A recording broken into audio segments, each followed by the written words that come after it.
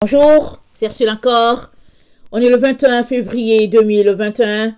Alors, je viens sur la trompette aujourd'hui encore et je viens proclamer le retour de notre Seigneur Jésus-Christ. Soyez bénis, soyez remplis de sa joie et soyez remplis de beaucoup de foi. Amen. Parce que dans les temps où nous sommes, amen, si nous regardons aux circonstances qui sévissent dans le monde, on peut se dire il n'y a pas d'espoir. Mais si on garde les yeux fixés sur Jésus, on sait qu'il est le seul qui nous donnera d'échapper à ce qui se passe dans ce monde. Amen. Alors, il y a certaines personnes qui décident d'échapper par elles-mêmes. Amen. Et finalement, elles se retrouvent à l'endroit où elles n'auraient pas souhaité. Parce que souvent, il y a beaucoup de difficultés et les gens voient les choses venir et finalement, ils se disent, bon, je veux m'échapper. Mais nous sommes appelés à attendre le secours de l'Éternel. Amen. Et c'est l'Éternel seul qui nous en délivrera. Mais si tu veux te délivrer par toi-même, ce sera compliqué. La Bible nous dit que celui-là qui tue par l'épée périra par l'épée. Et celui-là, qui est appelé tout simplement à attendre, amen, et qui attend son secours du Très-Haut, amen, le Très-Haut viendra en son temps à lui, et il lui assurera un repos éternel. Alors, encourageons-nous, prions sans cesse, prions toujours, et prions réclamant la dépendance. Gardons les yeux, notre focus sur celui-là qui nous a libérés, amen, par sa parole, amen. Il est donc très important d'être, rempli de sa lumière et puis de son espérance. Alors, aujourd'hui, je viens parler de Dieu peut-il changer ses plans? Amen. Dieu peut-il changer ses plans? Pardon, j'ai déjà entendu des pasteurs dire que Dieu peut faire changer ses plans. Tout dépend. Le roi Ézéchias, dans 2 Rois 20, le verset 1 à 11, vous allez regarder cela. Le roi était malade. Le prophète est venu le voir et lui dire que Dieu dit que tu mourras. Amen. Tu vas mourir, c'est ça que Dieu dit. Alors, le roi s'est tourné du côté du mur. Il a invoqué le nom de l'Éternel. Il a pleuré. Il s'est humilié. Et Dieu lui a accordé 15 autres années. Amen. Dieu lui a fait grâce. Alors, les plans de Dieu ont changé pour celui-là. Amen. De ce que Satan avait décidé de faire, Dieu a apporté la joie. Il a guéri. Il a restauré. Amen. Sur ce plan-là, Dieu a agi contrairement à ce qui était. Amen. Il a envoyé le prophète. Alors le prophète a parlé. Et encore en même temps, il utilise ce même prophète pour dire, au fait, tu t'es humilié. Et Dieu t'a pardonné. Amen. Maintenant, pour ce qui est du temps dans lequel nous sommes, Dieu peut-il changer ses plans? Amen. Alors, il est important de s'arrêter. Amen. Et d'aller en profondeur dans cette question-là. Dieu peut-il changer son plan pour l'humanité, pour ce qu'il a décidé de dire, de faire? Amen. Allons-y lire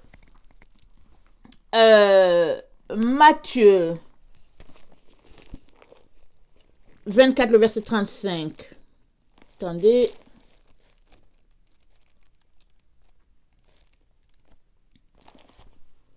Matthieu 24, le verset 35, ça nous dit ceci.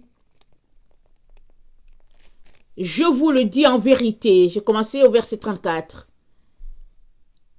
Cette génération ne passera point que tout cela n'arrive. Le ciel et la terre passeront, mais mes paroles ne passeront point.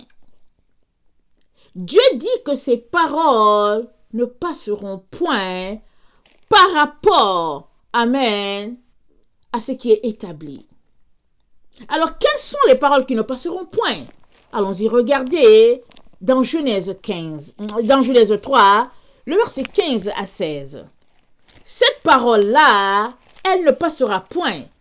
Et Dieu ne l'a pas dit à Adam ou à Ève pour que Adam vienne pour dire, oh Seigneur, pardon, je suis malade. Non, il ne s'agit pas de maladie. Il s'agit d'une conséquence grave d'un acte qui a été posé. Et cet acte-là a infecté toute l'humanité. Alors, Dieu a apporté un jugement. C'est pas Adam qui l'a parlé. Il n'a pas parlé à Adam de Ève. Amen. Mais il a dit au serpent. Il l'a pas dit à Ève. Il a dit la part de Ève. Il a dit, toi là, en tout cas, ce sera les douleurs bientôt là. Les douleurs d'enfantement sera difficile. On comprend qu'au départ, ce n'était pas cela. Mais à Satan, il lui a dit, je mettrai une inimitié entre toi et la femme. Inimitié. Les deux ne peuvent pas s'entendre. Une inimitié, c'est une chicane. Il n'y a pas de possibilité d'être amis. C'est ça l'inimitié. C'est des ennemis. Dieu l'a fixé comme ça. Amen. Et il a dit entre toi et la femme. Mieux encore, entre la postérité de Satan et la postérité de la femme. Et il a dit à Satan là, il dit, en tout cas, puisque tu as fait cela là, puisque tu l'as trompé, puisque tu as séduit la femme, et que tu l'as induit sur le chemin que moi, Dieu, je n'avais pas désigné pour elle, de manière à la perdre pour toujours, parce que c'est ça l'intention de Satan. Alors Dieu lui dit, j'ai établi une inimitié entre toi et la femme. De telle sorte que sa postérité, c'est-à-dire sa semence, ce qui va descendre d'elle, son fruit sera aussi en opposition à tout ce que tu vas faire. Il y aura austérité entre les deux groupes. C'est pas possible que les deux groupes puissent s'entendre. Et puis il dit, celle-ci t'écrasera la tête et tu lui blesseras le talon. Alors, blesser le talon, ce qu'on lit ça comme ça, on sait que bon, blesser le talon, c'est une blessure. Mais quand je suis allée chercher le sens, amen, profond, dans Hébreu et tout ça là, le sens selon les Hébreux, et puis ça veut dire que juste tu vas apporter la mort physique à la personne. Ça dit que tu vas la blesser de telle sorte que ça peut conduire à la mort physique. Mais elle va en finir avec toi pour toujours. Et c'est ta tête qui sera écrasée. Or, quand on regarde bien, pour nous les enfants de Dieu, la Bible dit que ceux qui sont morts en Jésus ne sont pas morts. Ils sont endormis. Jésus dit qu'ils sont endormis. On ne dit pas qu'ils sont morts. Alors, autrement dit, Satan, il peut blesser la femme ou bien sa postérité. C'est-à-dire, il peut s'organiser à ce qu'elle puisse s'endormir. Amen. Pour quelque temps. Mais il n'aura pas le dessus sur elle parce que c'est elle qui aura le dessus sur lui, en ce sens que elle va écraser sa tête, ça dit qu'elle va finir avec lui pour toujours. C'est ça que ça dit. Alors, c'est une conséquence agréable pour la femme, mais très très néfaste pour Satan, parce que depuis le jardin d'Éden jusqu'à aujourd'hui, il fait la pluie, il fait le beau temps sur la terre, il fait la loi. Amen. Il a détruit la vie de la femme, si on peut le dire ainsi, parce qu'il est l'ennemi numéro 1 de la femme. Amen. Il a mis toutes sortes de stratégies et tout pour écraser la femme. De telle sorte que la femme est soumise à des conditions terribles sur la terre. Et évidemment, certaines pour s'en sortir sont mis dans toutes sortes de groupes de féminisme pour régler leurs problèmes parce que trop c'était trop. Mais la meilleure façon de régler ce problème, nous dit le Seigneur, ou bien de régler tout problème, c'est de venir devant Dieu dans l'humilité, la tranquillité, et c'est lui-même qui va régler le problème puisqu'il est l'auteur de la sentence. Alors il a dit à Satan que le jour vient où la femme va t'écraser la tête et ce jour-là, ça sera fini au fait. Ça va marquer la fin. C'est pourquoi quand la tête de serpent est écrasée, c'est fini, c'est la fin. C'est la victoire. Amen. Et cette prophétie-là que Dieu a dite, on la retrouve dans Apocalypse 12. Amen. On la retrouve là, je vais la lire. Parce que notre Dieu est celui-là qui a annoncé la fin depuis son commencement. Il est ce Dieu-là, il n'a pas changé. Alors, si tu as une prophétie, une parole qui commence quelque part au milieu, dis-toi que ça ne vient pas de Dieu. Parce que Dieu, quand il dit quelque chose, il y a son début et il y aura toujours sa fin. Et tu vois toujours son cachet. Alors, Apocalypse 12, ça nous dit, un grand signe parut dans le ciel. Une femme enveloppée de soleil, la lune sous ses pieds et une couronne de 12 étoiles sur sa tête. Elle était enceinte et elle criait, étant en travail et dans les douleurs de l'enfantement.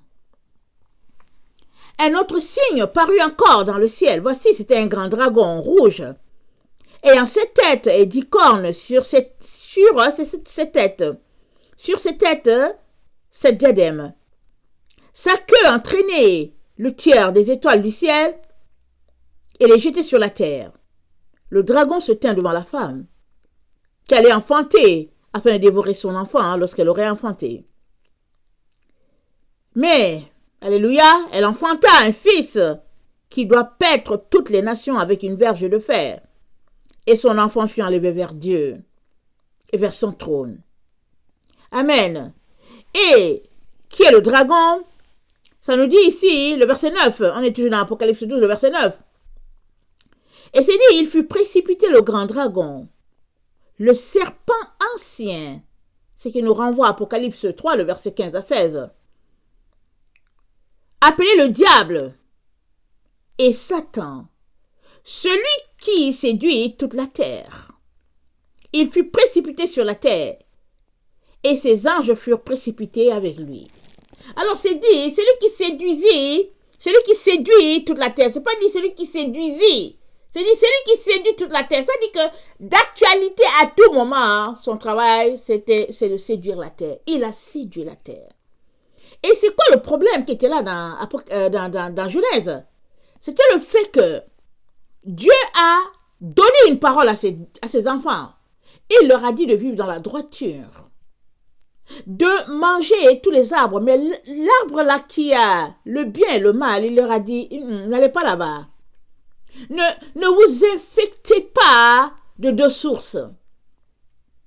N'allez pas manger là où il y a le bien et là où il y a le mal. Il dit non, n'allez pas là-bas. Mangez où vous pouvez avoir juste la pureté pour votre âme. Amen. Pour votre esprit, mangez juste cela. Et ça va vous garder en vie.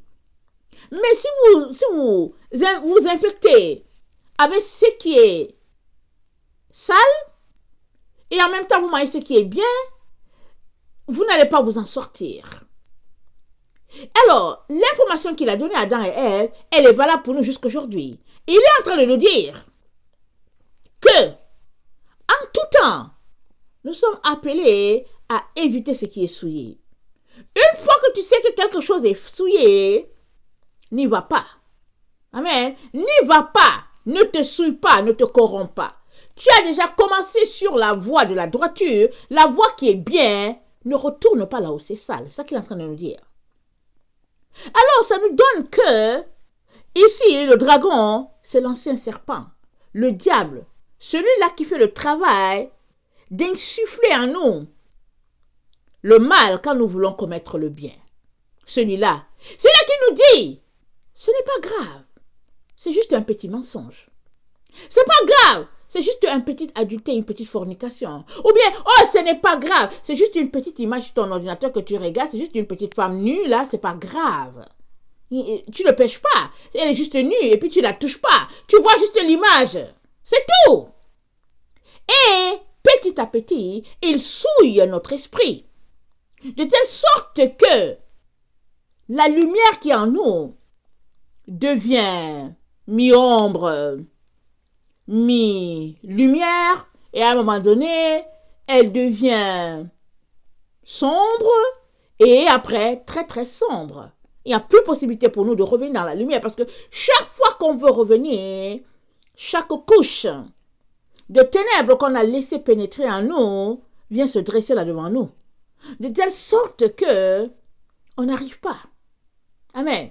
Et je prie qu'on ne puisse pas arriver à cette situation-là. Qu'on ne puisse pas arriver à un état où on ne puisse plus se repentir. Parce qu'il y a beaucoup de gens comme ça qui sont rendus au point où ils ne peuvent plus se repentir. Parce que ils ont été atteints de la puissance d'égarement. Et ils ne peuvent plus. Ça dit que leur âme est prise dans un filet, amen, ou bien dans une toile d'araignée, tellement qu'ils n'arrivent pas à s'en sortir. Et il n'y a plus possibilité de repentance. Et à partir de ce moment-là, ils sont leurs propres chefs, ils vivent comme ils veulent, ils font ce qu'ils veulent, ils disent ce qu'ils veulent, et mieux encore, ils disent que Dieu est avec eux. Et ils continuent, et ils mènent avec eux un bon groupe. Et pire, on est dans le temps où il y a une personne qui va se démarquer du groupe, on ne sait pas où la personne se trouve, la personne va se démarquer, Dieu sait où la personne se trouve exactement, la personne va se démarquer parce qu'elle aura été le couronnement de tous les égarements. Et Dieu aura trouvé que cette personne-là peut très bien représenter ses enfants rebelles. Alors, je prie qu'il n'y ait personne, amen, de ceux qui m'écoutent, qui puisse se retrouver dans ce labyrinthe-là, au point de ne pas sortir de là. Mais, il est important que tu saches que si Dieu a changé d'avis pour ce qui était du roi Sédéchia, il y a des choses pour lesquelles il ne change pas. Il a dit dans Matthieu 24, comme on l'a lu, le ciel et la terre passeront, mais ma parole ne passera pas. Il dit, quand tu verras cette génération-là, ma parole déclarée à cette génération-là ne passera pas. Mais c'est quoi la parole? C'est celle qu'on vient de lire. Dans Genèse 3, la parole qu'il a déclarée, il y a une génération qui va vivre cette parole-là. Amen. Et cette génération-là qui la vivra, elle arrivera au point où, amen, la postérité, amen, de Ève, amen, écrasera la tête, amen, de la postérité de Satan. Amen. Alors, on sait que c'est la femme et puis le serpent. Alors, regardons un peu Hébreux 2, le verset 1. Hébreux 2, le verset 1, ça dit ceci. C'est pourquoi nous devons d'autant plus nous attacher aux choses que nous avons entendues, de peur que nous ne soyons emportés loin d'elle. Car si la parole annoncée par des anges a eu son effet, et si toute transgression et toute désobéissance a reçu une juste rétribution, comment échapperons-nous en négligeant un si grand salut, qui, annoncé d'abord par le Seigneur, nous a été confirmé par ceux qui l'ont entendu. Dieu appuyant leur témoignage par des signes, des prodiges et divers miracles par les dons du Saint-Esprit distribués selon sa volonté. Amen. Alors il dit de nous accrocher de peur que nous soyons éloignés de la vérité. Amen. Acte 17, le verset 11. Alors, ça parle des Juifs de Bérée. Alors, le verset 11 dit, ces Juifs avaient des sentiments plus nobles que ceux de la Thessalonique. Ils reçurent la parole avec beaucoup d'empressement et ils examinaient chaque jour les Écritures pour voir si ce qu'on leur disait était exact. Plusieurs d'entre eux crurent, ainsi que beaucoup de femmes grecques, de distinction et beaucoup d'hommes. Amen. Alors, ils examinaient la parole pour s'assurer que ce qu'ils entendaient était vrai. Fais-tu partie de ceux-là qui examinent les paroles? Quand tu entends une parole et tu entends son interprétation, est-ce que tu prends ta Bible pour aller voir ce que la parole dit exactement? Est-ce que tu te donnes le temps pour aller fouiller, pour savoir quelle est la pensée de Dieu par rapport à une parole donnée? Qu'elle soit dans la parole écrite ou bien par quelqu'un. Est-ce que tu prends le temps? Acte 17, le verset 30 à 11.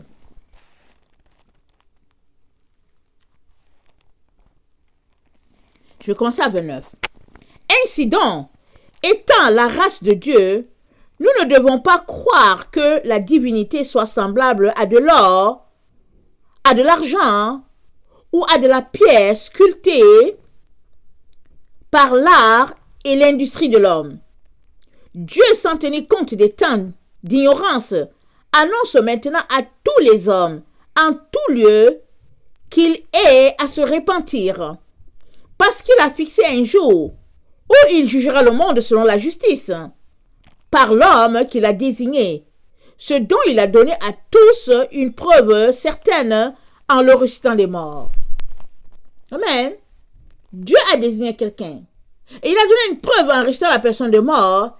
Et il va juger, amen, le monde par la personne qu'il a désignée. C'est écrit. Et ça ne va pas changer.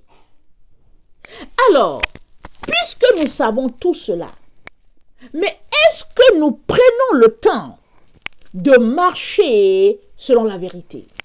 Est-ce que nous prenons ce temps-là?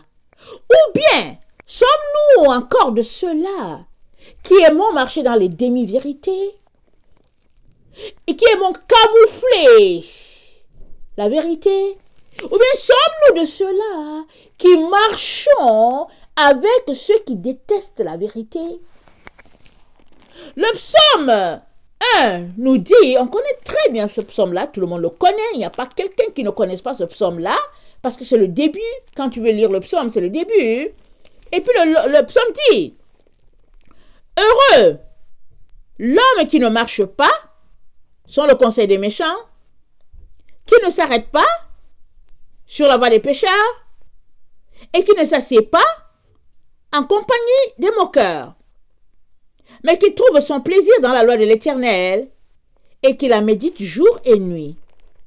Il est comme un arbre planté près d'un courant d'eau, qui donne son fruit en sa saison, et dont le feuillage ne se flétrit point.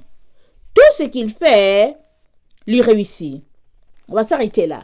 Alors, il nous a dit, heureux l'homme qui ne marche pas selon le conseil des méchants, qui ne s'arrête pas sur la voie des pécheurs, et qui ne s'assied pas en compagnie des moqueurs. Alors moi, je ne sais pas quelle est ta situation. Fais-tu partie de ceux-là qui ont compris ce verset-là et qui ont décidé de changer leur vie, leur environnement, pour plaire à Dieu en toutes choses, ou bien fais-tu partie de ceux-là qui pensent que les temps ont changé, les circonstances aussi, et qu'ils peuvent faire ce qu'ils veulent? Amen. Il y a vraiment lieu à s'arrêter ici. Ça nous dit que les chrétiens de Béret s'arrêtaient. Ils scrutaient les Écritures. On a l'information que le verset 11 nous dit qu'ils étaient différents de ceux de la Thessalonique, parce que la Thessalonique, ils étaient enflammés, tout ça et tout. Mais c'est de Béret, ils prenaient leur Bible, ils regardaient les Écritures pour savoir qu'est-ce que Dieu a dit. Amen. Et parce qu'au fait, on a vu que la foi, on va regarder, Hébreux 11.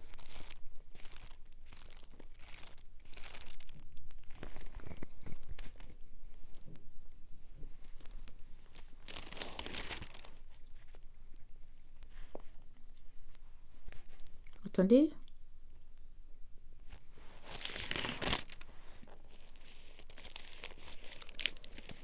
Je ne vois pas le passage. Le passage dit, la foi vient de ce qu'on entend, et ce qu'on entend vient de la parole de Dieu.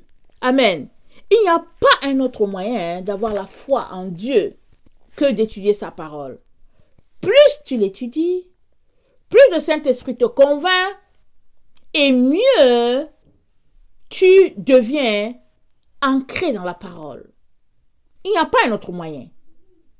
Mais si tu ne veux pas étudier la parole, ça veut dire que tu te nourris d'autre chose que la parole, alors ta foi sera fonction des choses dont tu te nourris. Et on ne peut plus parler de foi.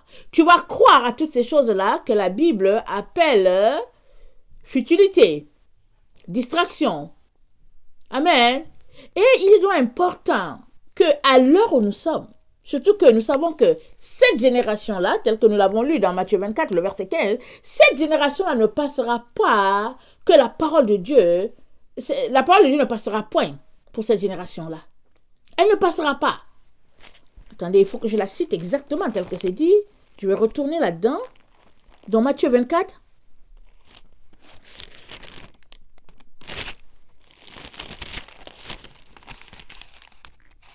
Attendez. C'était pas le verset 15, c'était le verset 33. De même, quand vous verrez toutes ces choses, sachez que le Fils de l'homme est proche à la porte. Je vous le dis en vérité, cette génération ne passera point que tout cela n'arrive. Le ciel et la terre passeront, mais ma parole ne passera point. La parole de Dieu, elle ne passera pas. Alors, les gens qui disent que Dieu peut changer ses plans, amen, il peut changer ce qu'il avait décidé, ce qu'il avait arrêté sur toi si tu te répands. Alors, c'est pour cela que sur ce plan-là, il nous intéresse, il nous appelle à nous repentir. On est dans le temps où s'il y a une chose que nous devons pratiquer, c'est la repentance.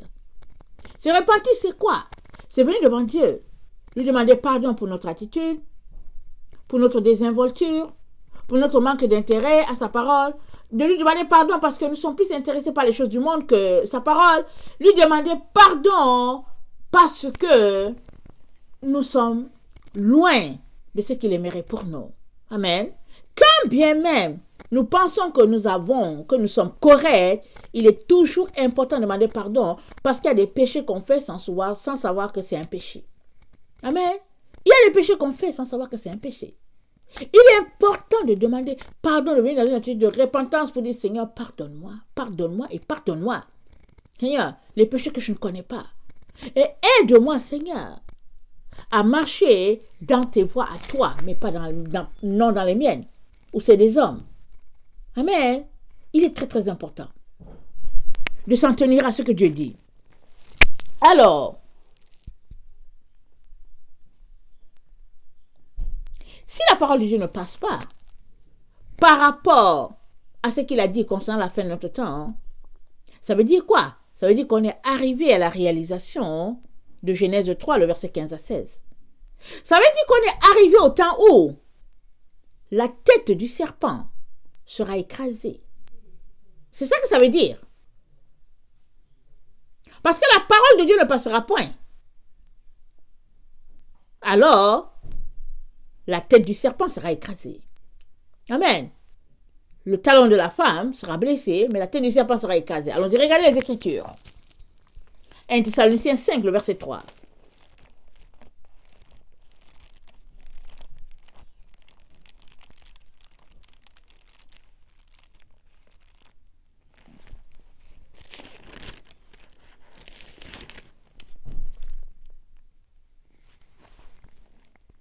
Pour ce qui est des temps et des moments, vous n'avez pas besoin, frères, qu'on vous en écrive. Car vous savez bien vous-même que le jour du Seigneur viendra comme un voleur dans la nuit. On est dans la nuit? Je ne sais pas si tu le sais, mais on est dans la nuit. C'est-à-dire, au soir de notre génération, de notre humanité, on est dans la nuit. Quand les hommes diront paix et paix, non, quand les hommes diront paix et sécurité, alors une ruine soudaine les surprendra, comme les douleurs de l'enfantement surprennent la femme enceinte, et ils n'échapperont point. Alors, allons-y lire. Mais vous, frères, vous n'êtes pas dans les ténèbres pour que ce jour vous surprenne comme un voleur. Mes frères, vous n'êtes pas dans les ténèbres. Alors, c'est Paul qui écrit. Alors, il parle aux gens de la Thessalonique. Il était leur enseignant. Il leur enseigne selon la vérité. Et il leur dit, vous au moins, vous êtes éclairés. Amen. Vous êtes éclairés. C'est pourquoi quand les gens étaient en train de les détourner, en disant que vous êtes là, vous espérez pour rien parce que l'enlèvement a déjà eu lieu, il leur a dit non, calmez-vous. 2 Thessaloniciens 2. Il dit calmez-vous. Il faudrait d'abord que l'apostasie arrive. C'est-à-dire il faudrait d'abord qu'on ait vu la rébellion, le temps de la rébellion en masse. Il dit il faut d'abord que ça arrive. Il dit et quand ça va arriver, alors là, cette promesse va s'accomplir. Il dit mais pour le moment, rien n'est arrivé. Donc calmez-vous. Amen. Alors, il dit, le verset 3, quand les hommes diront paix et sécurité, alors une ruine soudaine les surprendra. Comme les douleurs de l'enfantement surprennent la femme enceinte, et ils n'échapperont point. Amen. Allons-y, regardez.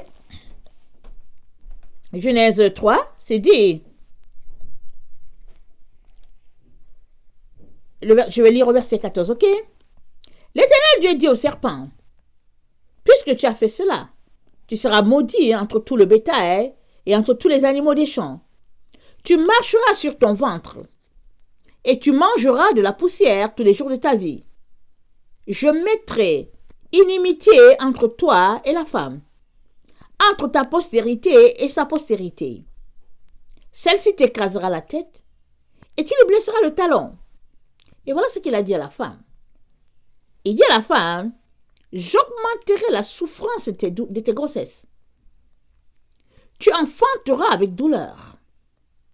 Et tes désirs se porteront vers ton mari. Mais il dominera sur toi. Amen. Le mari dominera sur elle. Amen. Il dit, j'augmenterai la souffrance de tes grossesses. Et la Bible dit, à plusieurs endroits, que c'est comme les douleurs de l'enfantement. Quand la femme est proche, les douleurs vont crescendo. Alors il dit à la femme là, les douleurs, je vais augmenter. Il dit, j'augmenterai la souffrance de tes grossesses. C'est ça qu'il dit, de tes grossesses.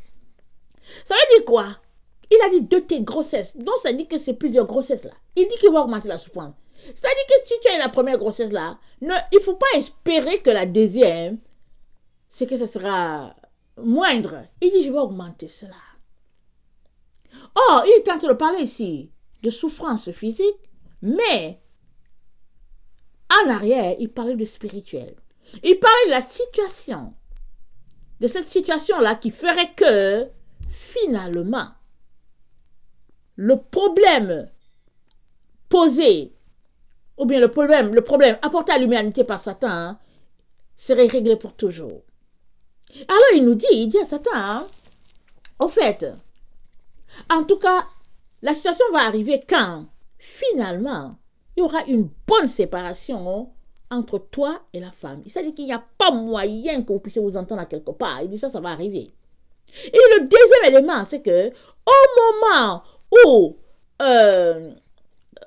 il dit à la femme cette fois-ci, au moment où elle doit enfanter, il informe la femme. Il dit, tes grossesses là, ça sera pénible parce qu'il y a un enfant. Il y a de l'enfantement. Il y a un enfant qui doit sortir de cette affaire-là. Alors, ce sera pénible. Et nous savons que Dieu, pour parler spirituel, il parle d'abord du physique. Il présente une situation qui est là, et il est en train de donner une leçon. Rappelons-nous, Jésus parlait toujours en parabole. Amen. Il parlait en parabole, et puis il référait toujours à quelque chose, et puis voilà. Et ce qui fait que souvent, il y a, pour nous qui ne sont pas juifs d'origine, il y a des paraboles qu'on lit, on lit, et puis on se dit, mais qu'est-ce qu'il voulait dire? Amen. Alors qu'il parlait de quelque chose qui a un sens dans leur temps, mais bon, voilà, on le comprend autrement. Amen. Alors, dans cette situation précise, il est en train de parler de la situation de l'humanité suite à ce péché-là qui a été introduit, amen, sur la terre. Alors, allons-y regarder.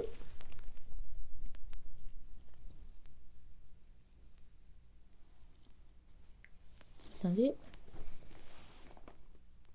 Je dirais que mes notes, j'ai laissé mes notes au salon, mais c'est pas grave, je vais essayer de me débrouiller. Alors, Jean 16. Allons-y dans Jean 16.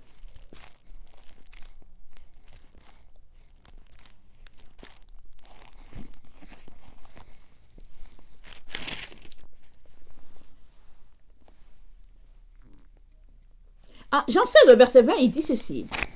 Il dit, en vérité, je vous le dis, vous pleurerez et vous vous lamenterez et le monde se réjouira.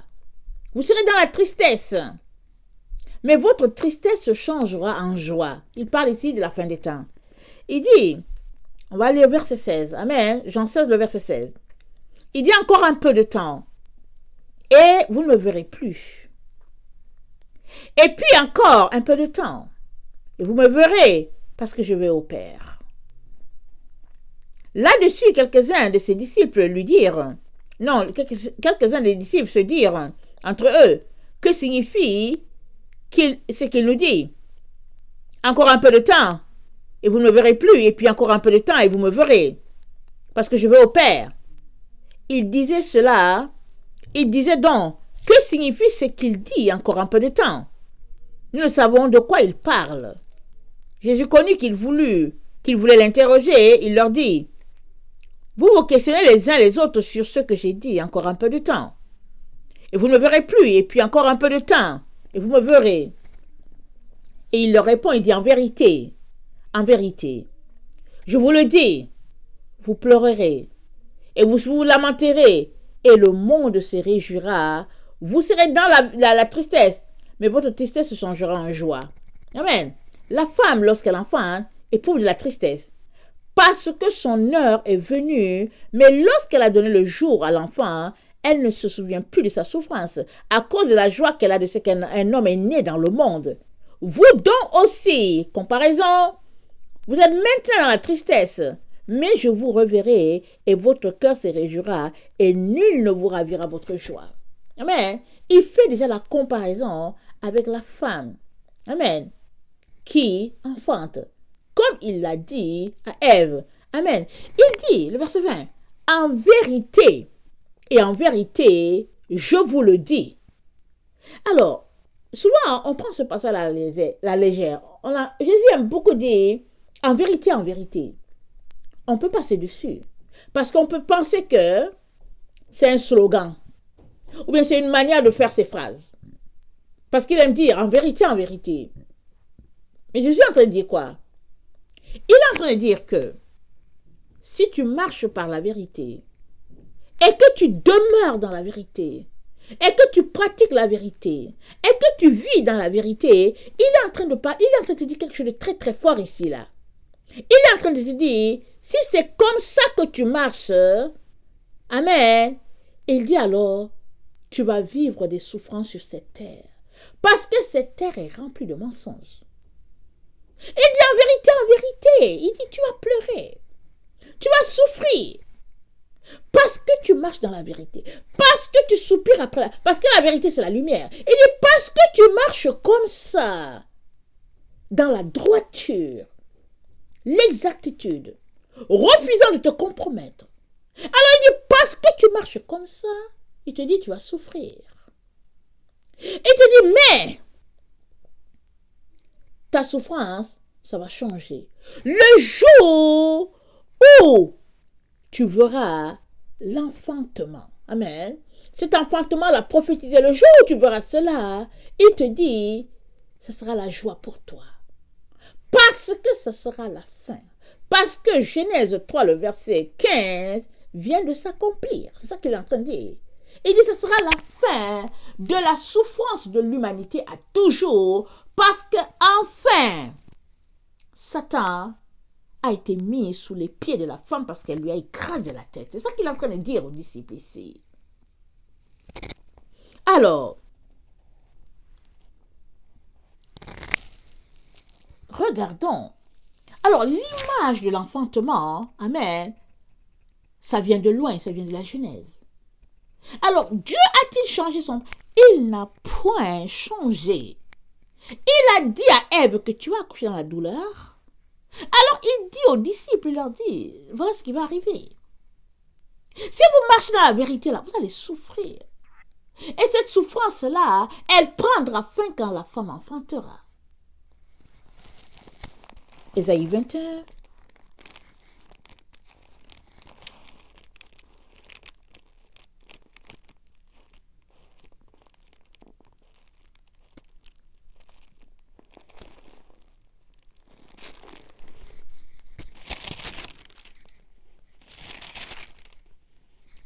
Excusez-moi.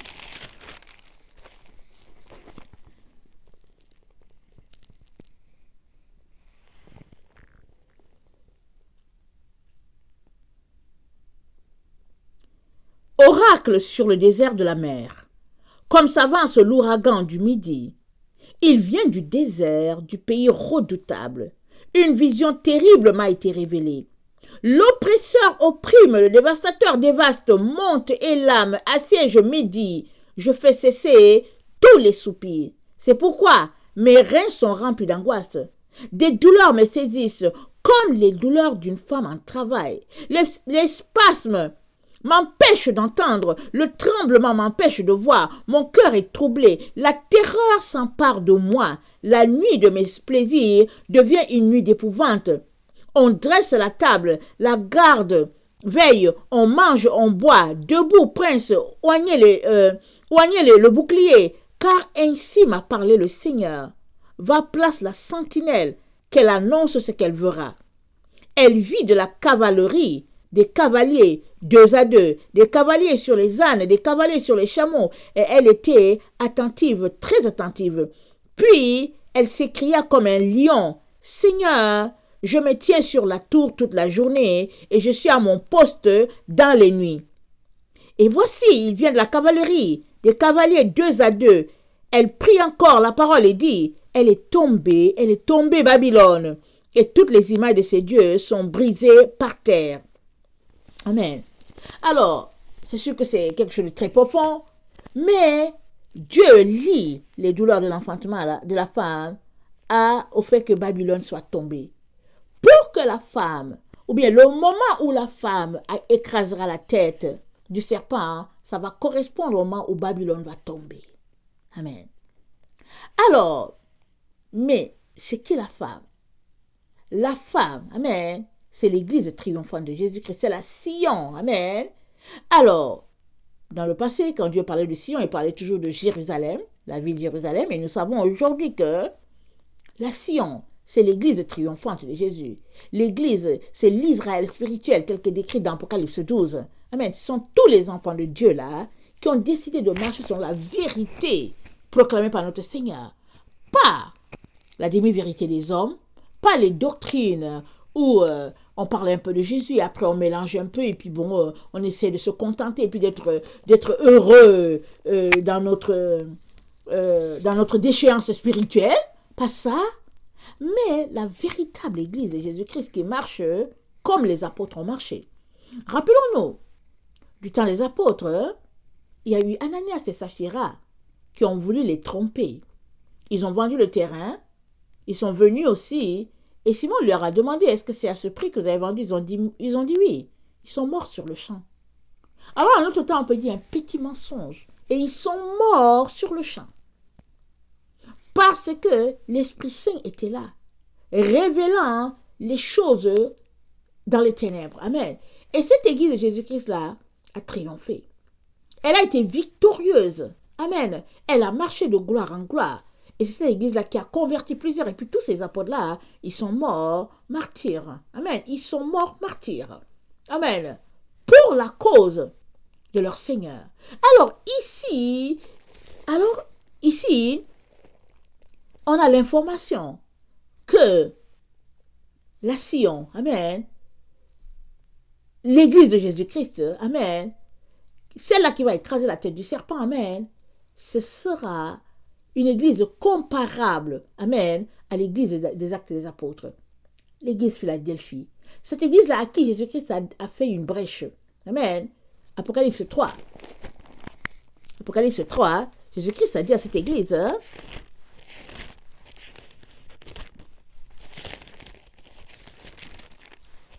il lui a dit, attendez, il lui a dit, voici ce que dit le Saint, le véritable. Écoutez, le véritable encore, la vérité. Celui qui a les clés de David, celui qui ouvre et personne ne ferme, et celui qui ouvre et personne ne fermera, pardon, et celui qui ferme et personne n'ouvrira. Je connais tes œuvres, parce que tu as peu de puissance, et que tu as gardé ma parole, et que tu n'as pas renié mon nom, j'ai mis devant toi une porte ouverte que personne ne peut fermer. Amen. Là où nous sommes là, amen, la porte est encore ouverte. Et personne ne peut fermer cette porte-là tant que Jésus-Christ n'a pas dit qu'il faut la fermer. Alors on peut encore faire entrer les gens. Mais cette église-ci, là, dont Jésus parle dans Apocalypse 3. Amen. C'est l'Église qui marche par la vérité de la doctrine de Jésus. Pas celle-là que les humains ont mis. En disant que oui, nous sommes les gens, nous sommes les pentecôtistes et que nous sommes les gens de l'Alliance et que nous, là, nous sommes les baptistes de telle génération et puis de telle... Non, non, non, non, non. C'est l'Église de Jésus. Celle-là que Jésus-Christ a acquise par son sang. La véritable. Celle-là qui n'a pas besoin de changer les doctrines et puis réécrire quelque chose. Il s'agit de cette Église-là. Amen. À cette Église-là, Jésus-Christ lui dit, dans la vérité, là. C'est-à-dire que si tu marches dans la vérité, là, parce qu'il a dit, voici ce que dit le Saint, le véritable. Il parle toujours de vérité. Amen. Parce que la vérité, c'est lui. Alors, si tu n'aimes pas la vérité, l'Esprit de Dieu ne viendra pas en toi parce que c'est l'Esprit de vérité. Il ne viendra pas en toi. La seule manière pour toi de faire place au Saint-Esprit, c'est d'aimer la vérité. Il va venir. Mais si tu n'aimes pas la vérité et que tu aimes la souillure, l'hypocrisie, et puis que tu aimes couvrir les choses, le Saint-Esprit ne viendra pas parce qu'il n'aime pas l'endroit où c'est sale. Il n'aime pas, non.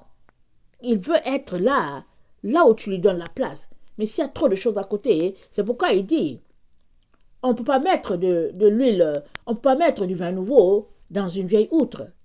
Parce que le vin va venir rompre, le vin va se verser, l'outre aussi sera rompu. Les deux seront une perte. Il dit, pour que le vin nouveau soit conservé, il est important que l'outre soit aussi neuve. Question de dire que, avant que le Saint-Esprit vienne habiter en toi, il est important que tu fasses le ménage, que tu jettes tout ce en quoi tu crois et que tu arrêtes de marcher de manière fourbe. Que tu arrêtes de couvrir les mensonges pour faire passer ça pour vérité et puis quand tu nivelles les coins comme si vraiment tout est correct alors que dans le fond, tout est pourri en dessous. Alors, à cette église-là, Jésus-Christ dit, il dit qu'il y a une porte qui est ouverte. Et cette église-là, elle va triompher. Non seulement elle sera triomphante de tout ce qui va se passer là sur la terre, qui est déjà en train de se passer, mais il dit qu'il va la garder. Il aura l'œil sur cette église-là. Il va la conserver jusqu'à ce que la prophétie dite dans Genèse 3, le verset 15, puisse s'accomplir, c'est-à-dire jusqu'à ce que la tête du serpent soit écrasée pour toujours. C'est ça. Et quand l'ange a demandé à l'autre, dans Daniel 12, le verset 7, mais quand est-ce que toutes ces choses vont arriver? Il lui a dit, quand la force du peuple, quand le peuple sera épuisé. Et quand est-ce que le peuple sera épuisé? Dans les temps de persécution, dans les temps de difficultés, dans les temps de consternation, dans les temps où les douleurs vont aller en crescendo et que vraiment ça sera tel qu'on ne peut plus et puis bon. Parce que la femme, il arrive un moment où les contractions commencent, elle est là, elle est là, il arrive un moment où elle n'est plus capable, elle dit je ne suis plus capable. Alors, quand elle n'est plus capable, c'est là que les gens courent et disent mais est-ce que tu veux qu'on te donne l'épidural? Alors que très souvent, quand on parle l'épidural, c'est parce qu'au fait, l'enfant est sur le point de sortir, peut-être il reste peut-être 15 minutes ou quelque chose comme ça. Évidemment, c'est ça. Il ne reste pas beaucoup. Mais tu n'as pas eu de courage. Et puis, eux, au lieu qu'ils t'encouragent, ils veulent juste te donner un médicament pour t'assommer et puis on ne connaît pas les conséquences de ces médicaments-là. Mais Dieu merci, avec Jésus, ce n'est pas ça. Alors, il dit, quand la force du peuple sera épuisée, quand ce sera là, à ce moment-là, où la femme va dire, oh, je ne suis plus capable. Il dit, c'est là que les choses vont se passer. Amen. L'enfantement va se passer là. Et c'est qu'est-ce que la femme enfante? C'est quoi qu'elle va enfanter? Apocalypse 12. C'est dit, le verset 2, Apocalypse 12, le verset 2. Elle était enceinte et elle criait étant en travail et dans le douleur de l'enfantement. Un autre signe parut encore dans le ciel et voici c'était un grand dragon rouge ayant 7 têtes et 10 cornes. Sa queue entraînait le tiers des étoiles du ciel et les jetait sur la terre. Le dragon se tint devant la femme qui allait enfanter afin de dévorer son enfant lorsqu'elle aurait enfanté. Elle enfanta d'un fils Elle enfanta un fils qui doit paître toutes les nations avec une verge de fer, et son enfant fut enlevé vers Dieu et son trône. La femme a enfanté. Elle a enfanté, elle a réussi à enfanter. Et quand elle a réussi à enfanter, amen, on a l'information que le dragon l'a empêché. Et nous savons que le dragon, c'est toutes ces théories-là, ces doctrines-là mises en place pour empêcher le plan de Dieu. Comme si Dieu avait changé son plan. Dieu n'a pas changé son plan. Il a dit que la fin arrivera quand la femme écrasera la tête du serpent. C'est là l'enfantement. Quand elle écrasera la tête du serpent, là, c'est là l'enfantement. Mais qu'est-ce qu'elle enfante, cette femme? Amen. On dit qu'elle a enfanté, on dit qu'elle a un fils. Mais c'est quoi? Comment se fait-il que cet enfantement va impacter l'humanité? Comment? Alors, cet enfantement impacte l'humanité parce qu'elle enfante Christ en chacun. Amen. Alors, ce n'est pas Marie qui enfante le Christ humain. Amen. Parce que Marie, la Vierge Marie, amen, elle a marché dans la vérité, dans la pureté. Amen. Et Dieu a vu en cette fille de 15 ou 16 ans, amen, la personne qu'elle est portée, son fils. Donc, elle a enfanté Jésus-Christ. Jésus-Christ a marché sur cette terre en chair et en os. Amen. Mais la Bible nous dit que nous sommes appelés à revêtir Christ. Amen. Les 12 apôtres, ils ont revêtu Christ, ils ont marché avec lui, ils l'ont touché, ils ont vu la gloire de Dieu. C'est-à-dire qu'ils ont bénéficié de cette gloire-là extraordinaire. Mais Jésus-Christ leur a dit quoi? Il a dit « Heureux celui-là qui croira sans avoir vu ». Et nous sommes de ceux-là qui avons cru sans avoir vu. Nous sommes le groupe qui croyons sans voir. Et dans ce groupe qui croit sans voir, il y a les vrais et il y a les faux. Il y a les autres qui disent qu'ils croient. Ils disent qu'ils sont enfants de Dieu et qu'ils croient. Mais dans le fond, ils ne croient pas. Ils sont juste là des plaisantins parce qu'ils refusent carrément de marcher selon ce que Jésus-Christ a dit. Ils sont des rebelles. Alors ils seront donnés à l'apostasie. Et le chef des apostates les conduira. Il les conduira. Et dans Apocalypse 13, le verset 13, c'est dit, écoutez, et parlant de la bête, l'agneau, elle opérait des grands prodiges, même jusqu'à faire descendre du feu du ciel sur la terre à la vue des hommes. Et elle séduisait les habitants de la terre par des prodiges qui lui étaient donnés d'opérer en présence de la bête, disant aux habitants de la terre de faire une image à la bête qui avait la blessure et de l'épée qui vivait. Donc, il y aura des spectacles, en tout cas, terribles sur la terre. Alors, les deux témoins de la fin, ils vont déclarer des jugements de Dieu, amen, pour empêcher, amen, que Satan continue avec son plan. Mais Satan aussi, par des ruses de tricherie, la sorcellerie, la magie, il va aussi dire ses affaires. Il va faire sa sorcellerie pour influencer les gens, pour séduire les gens. Finalement, les gens ne sauront pas exactement qui dit la vérité ou qui dit faux. Mais voilà la situation. C'est que si tu es de ceux-là qui marchent dans la vérité strictement, tu sauras que là-bas, c'est le faux. Mais ceux-là qui ont toujours aimé camoufler les choses, qui aiment le faux fuyant, qui sont hypocrites, ceux-là, ils ne sauront pas, ils vont continuer de s'égarer, ils vont suivre, amen, ils vont suivre le fils de perdition, pensant que c'est là-bas la vérité. Et Dieu lui-même leur envoie une puissance d'égarement. Ils ne se rendent pas compte. Parce qu'au moment où ils devaient se repentir, ils ne sont pas repentis. Ils ont couvert le mensonge. Ils ont fait croire que c'est la vérité. Ils ont refusé de faire sortir la vérité. Ils ont camouflé les choses. Alors Dieu dit, ok, c'est correct, comme ça, ok, ils auront le jugement. Mais tous ceux-là qui cherchent la vérité, ils vont se retrouver, amen, à revêtir Christ, parce que c'est la vérité, amen, elle leur sera donnée par Amen, la véritable église de Christ. Amen. En ce sens-là, ils vont revêtir Christ. Amen. Donc cette femme-là, elle accouche. Qu'est-ce qu'elle accouche? Elle accouche Christ dans les gens. Amen. C'est-à-dire que la parole de Dieu sera la véritable parole. Amen. Sur la terre. Alors, il y aura des spots un peu partout. C'est pas juste... la véritable parole de Dieu, elle est prêchée sur toute la terre. Et je vais vous dire, vous serez étonnés. Souvent dans les campagnes, dans les endroits où les gens sont simples, la véritable parole découle de ce peuple-là. La vérité, parce qu'ils ne sont pas versés vers le matériel, ils ne sont pas versés vers la technologie, ils ont juste soif de découvrir ce Jésus-là, parce qu'on leur a dit qu'il a marché sur la terre, le Fils de Dieu, ils se disent qu'il était comment et tout ça. Et quand la femme enfantera, amen, Jésus-Christ, amen, naîtra en chacun. Amen. Comment? Leur corps corruptible sera transformé en incorruptible. Parce qu'en ce sens-là, c'est ça. C'est comme ça que Jésus-Christ, son corps s'est transformé.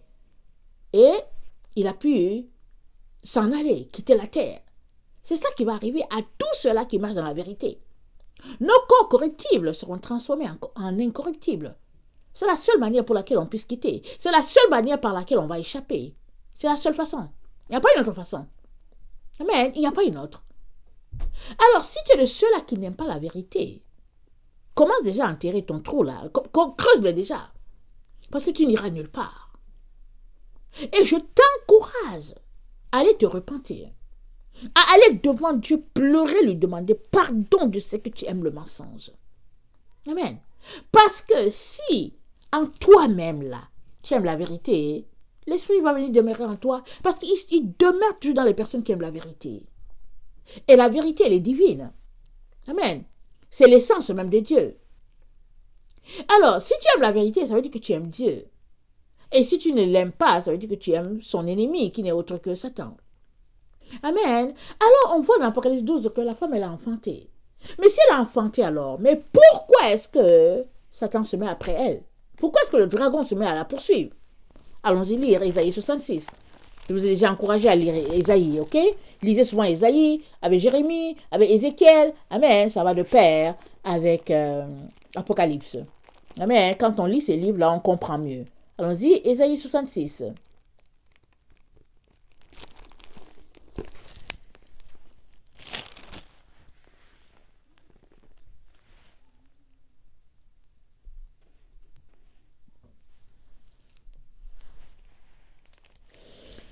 Ésaïe 66, le verset 7. Avant d'éprouver les douleurs, elle a enfanté. Avant que les souffrances lui vinssent, elle a donné naissance à un fils.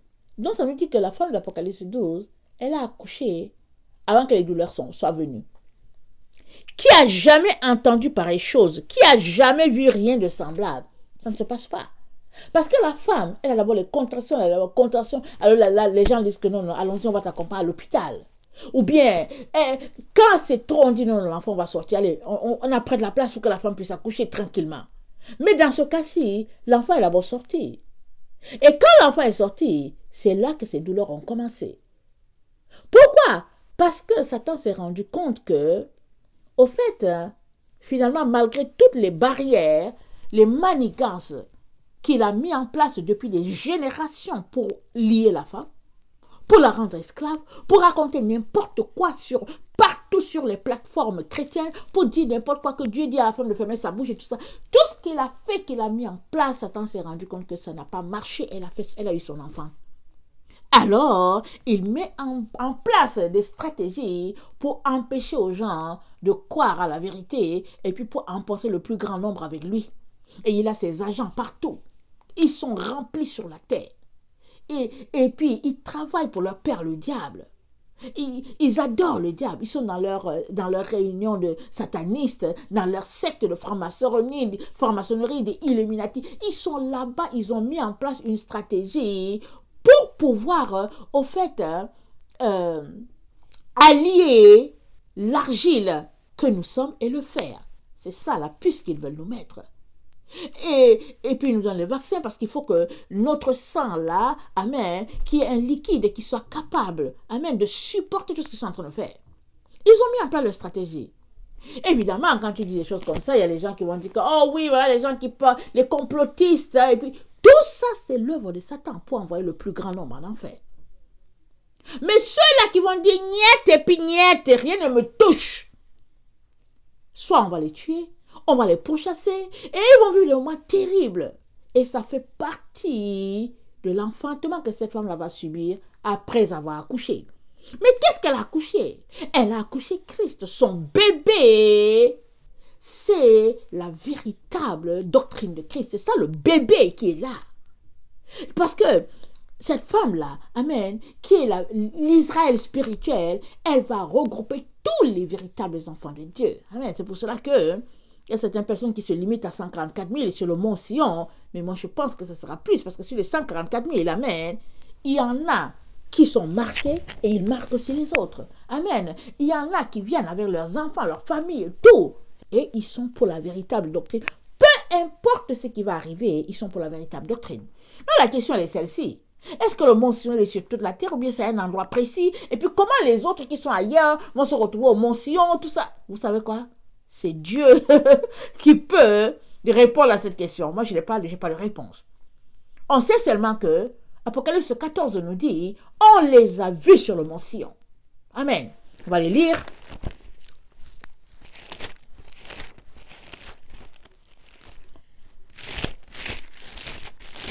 On les a vus sur le mont Sion. Apocalypse 14. Je regardais, voici, l'agneau se tenait sur la montagne de Sion, et avec lui 144 000 personnes qui avaient son nom et le nom de son père écrit sur leur front. Et j'entendis du ciel une voix comme un bruit de grosses eaux, comme le bruit d'un grand tonnerre. Et la voix que j'entendis était comme celle de joueurs de harpe jouant de leur harpe. Et ils chantent un cantique nouveau devant le trône. Ils chantent quoi? Un cantique nouveau. Le cantique est nouveau. C'est quelque chose de nouveau. Amen. Dans le trône. Et les 4 êtres vivants. Et les vieillards. Et personne ne pouvait apprendre le cantique si ce n'est les 144 000 qui avaient été rachetés de la terre. Amen. Et ce sont ceux qui ne sont pas souillés avec les femmes. Les femmes ici, c'est les doctrines, les fausses doctrines. Car ils sont vierges. Amen. Ils suivent l'agneau partout où il va. Ils ont été rachetés d'entre les hommes comme les prémices pour Dieu et pour l'agneau. Et dans leur bouche, il ne s'est point trouvé de mensonge, car ils sont irrépréhensibles. Amen. Donc on les voit, ils ont été rachetés de cette situation dans laquelle nous sommes. Amen. Elle n'a pas encore commencé à chauffer, mais ça chauffe déjà. Ça chauffe déjà. Et ça va continuer en beaucoup de difficultés. Amen. Parce que viendra un temps où ils vont imposer le vaccin. Ils vont l'imposer et ils vont encore imposer parce qu'ils ont un projet. Alors, ils veulent allier l'argile et puis le fer, le plomb. Daniel 2, Daniel 3, à ce niveau-là, les élire, ils veulent faire cet alliage-là. Vous savez quoi? Bientôt, tous ceux-là qui ont les ordinateurs, là, comme nous, là, en tout cas, ça sera plus... Il n'y en aura pas. Parce que les gens qui pourront avoir accès à cette technologie-là, c'est ceux qui auront accepté de prendre la puce et tout ça. Et ils auront accès à la nouvelle technologie. Et les autres, en tout cas, ce sera quelque chose de désuet. Et puis bon, il n'y aura même pas accès. Alors finalement, ce sera comment ces deux? Ils seront là et ils vont entendre, c'est-à-dire, ils ont là, il y a déjà des gens qui, au fait, ils veulent entrer à la porte et puis ils montrent leurs doigts et puis ils passent, et ils veulent aller à la banque et puis ils montrent leurs doigts et puis ils payent leurs transactions et puis tout ça. Amen. C'est déjà actif. Et il y a des gens qui sont là et généralement, quand c'est comme ça, on ne vous donne jamais les conséquences mauvaises, hein. On vous dit seulement. Mais une chose est sûre, Romains 12 nous dit, excusez, je vais le lire, c'est toujours bon de le lire, ok? Romains 12 nous dit quelque chose de très fort. Si tu ne sais pas si tu dois prendre le vaccin ou pas et que tu doutes et tout, voilà ce que Romains 12 dit. Romains 12 dit, ne vous conformez pas au présent siècle, mais soyez transformés par le renouvellement de l'intelligence, afin que vous discerniez quelle est la volonté de Dieu, ce qui est bon, agréable et parfait. Amen. Et écoutez, j'ai oublié le verset 1, bien je l'ai sauté, mais il est très important. Ça dit ceci, je vous exhorte, donc frères, par les compassions de Dieu, à offrir vos corps comme un sacrifice vivant, saint, agréable à Dieu, ce qui sera de votre part un culte raisonnable. Tu veux offrir un culte à Dieu? Tu le veux vraiment?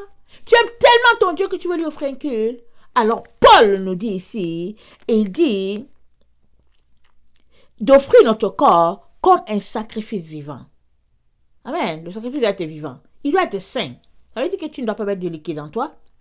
Il doit être agréable à Dieu. Amen. Alors, j'ai déjà fait plusieurs vidéos, même en commençant cette vidéo, j'ai déjà parlé, je pense que j'ai mentionné, soit cette vidéo, soit celle d'hier, j'ai mentionné combien il est important de savoir qu'est-ce qu'on mange, qu'est-ce qu'on consomme. Ah non, c'est pas cette vidéo, je parlais avec une sœur. Amen. Je parlais avec une sœur. Alors, si la Bible te dit que cet animal, s'il est impur, amen, et que tu le consommes, ça veut dire que tu n'as pas tellement tenu compte de Daniel 12, de Romains 12, le verset 1. Parce que ça te dit de garder ton corps sain. Et la Bible, la même Bible te dit que cet animal n'est pas sain. Maintenant, il y a beaucoup de gens qui disent que oui, Paul a dit de manger de tout sans enquérir de rien. Mais ce qui était important pour Paul, c'était d'abord que les païens, là, qui n'avaient pas Dieu, acceptent d'abord Jésus. Et après, ils verraient s'ils veulent marcher dans la sainteté ou pas, et puis comment ils vont évacuer tout ce qui est saleté dans leur vie. Parce que ça, c'est une œuvre de sanctification par ta volonté. Si tu veux être sanctifié totalement, tu le seras. Amen. Alors, Romains 12 nous dit, verset 1, il dit d'offrir nos corps comme un sacrifice vivant. Ça doit être vivant, ça ne doit pas être mort. Mais si tu mets la puce en toi, ce n'est plus toi qui gères ta vie, tu n'as plus de volonté. Il y a quelqu'un, il y a une centrale à quelque part qui te gère. Tu es là tranquille, et puis tu entends le bruit, et puis tout ça. Il y a des gens qui ont porté plainte contre les sociétés, mais on leur a mis la puce à leur insu. Ils ont été des cobayes. Il dit, je ne peux pas dormir la nuit. Je suis là, je veux dormir. J'entends les gens qui parlent, j'entends les centrales qui disent, oui, appuie ici. Et puis, il dit, les gens ont porté plainte, mais on ne sait pas que ces choses existent. Ils font taire ça. Ils ont pris les avocats pour défendre leur cause. Mais on leur a mis la puce à leur insu. Ils sont allés à l'hôpital pour une chirurgie mineure ou peu importe. Ils sont revenus chez eux et puis ça ne va pas. Et le médecin qui a fait ça, on ne sait pas combien d'argent il a encaissé. Il y a de ces choses qui se passent si on vous le disait. Mais, le Seigneur nous dit, de garder notre corps sain, et c'est agréable à Dieu. Et c'est comme ça qu'on peut lui offrir un culte. Ça veut dire que, je vais vous donner un exemple, ok? Un jour, il y a quelqu'un qui m'a envoyé une vidéo. Amen. Vous connaissez la laitue iceberg. Alors, la laitue iceberg, quand on la voit, en tout cas, elle ressemble à un chou. En tout cas, moi, quand je suis venue d'Afrique, quand j'ai regardé, c'était toujours servi. Parce que je suis venue, j'habitais dans un pensionnat, c'était toujours servi. Alors, moi, je me demandais toujours, je me dis, mais pourquoi ils aiment servir le chou, eux autres? Moi, je n'aime pas le chou. J'ai dit, mais pourquoi ils aiment servir le chou comme salade?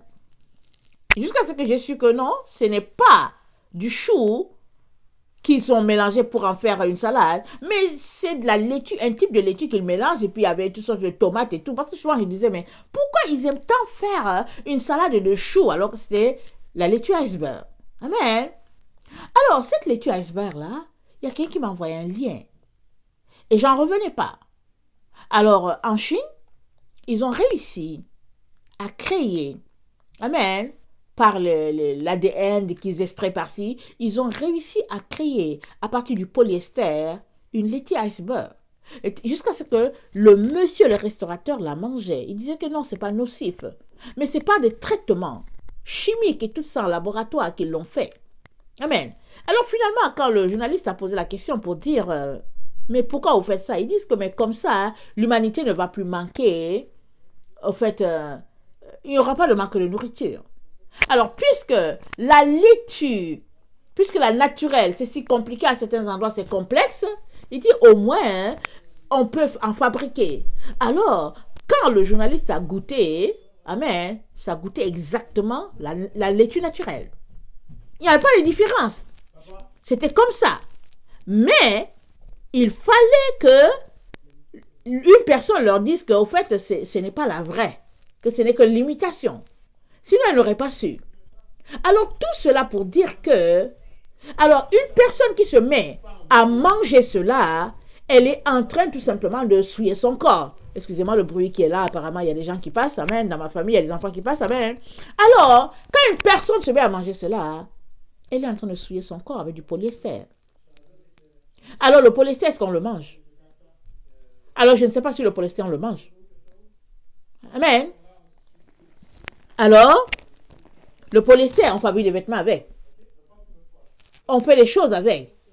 Mais le manger, je ne pense pas qu'on le mange. Alors si un enfant de Dieu dit que non, au fait, j'ai voulu juste apprendre, goûter cela, ou bien bon, écoutez, là où on vit, il n'y a pas, et puis c'est disponible, et puis je voulais manger du verre, tu sais bien que c'est pas du verre que tu manges. Alors il est donc très très important que on puisse s'arrêter et savoir qu'est-ce qu'on consomme, qu'est-ce qu'on mange.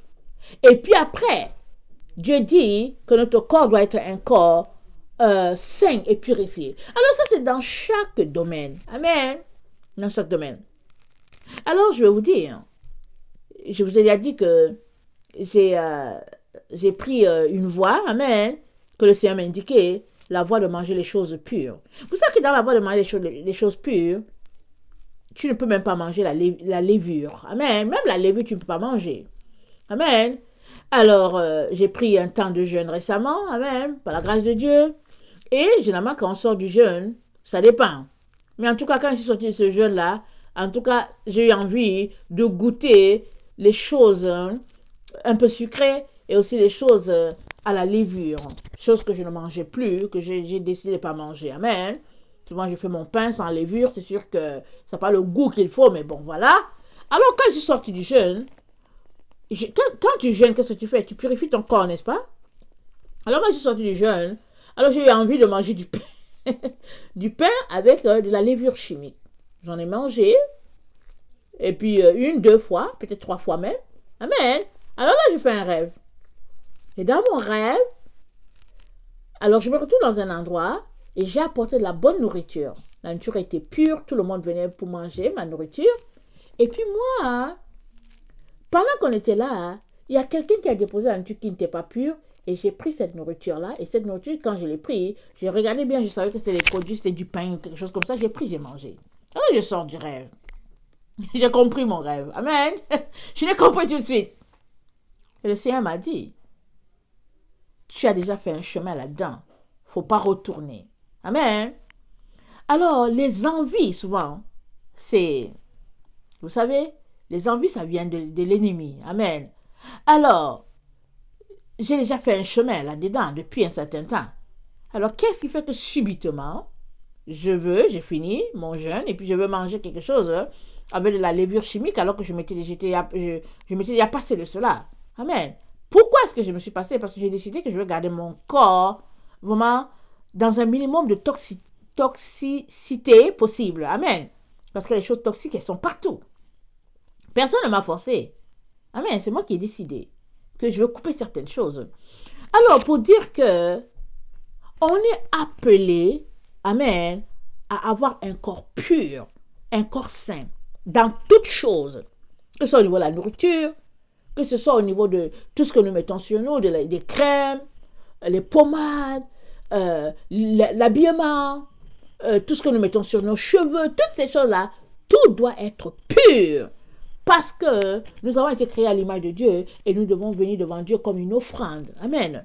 Il est très important, mes chers frères et chers sœurs, qu'on soit décidé à garder, amen, une certaine constance dans notre sanctification. Amen, c'est très important.